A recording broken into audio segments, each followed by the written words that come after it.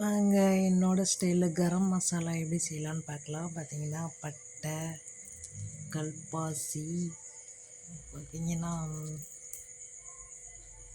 ஜாதிக்காய், சோம்பு, சீரகம், கிராம்பு, 2 ஏலக்காய், ஜாதிப்பத்திரி, மிளகு ஒரு அரை ஸ்பூன், பெருஞ்சீரகம் 1 ஸ்பூன், சின்ன சீரகம் 1 ஸ்பூன், அன்னாசி 1, அப்புறம் பார்த்திங்கன்னா ரோஸ் பெடல். இது எல்லாத்தையும் லேசாக வறுத்துக்கலாம்.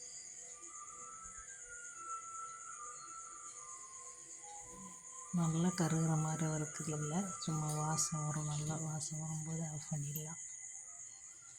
ஆஃப் பண்ணிவிட்டு கொஞ்சம் ஆற வச்சுட்டு மிக்ஸி ஜாரில் போட்டு பொடி பண்ணி எடுத்தால் சுவையான சூப்பரான கரம் மசாலா ரெடி.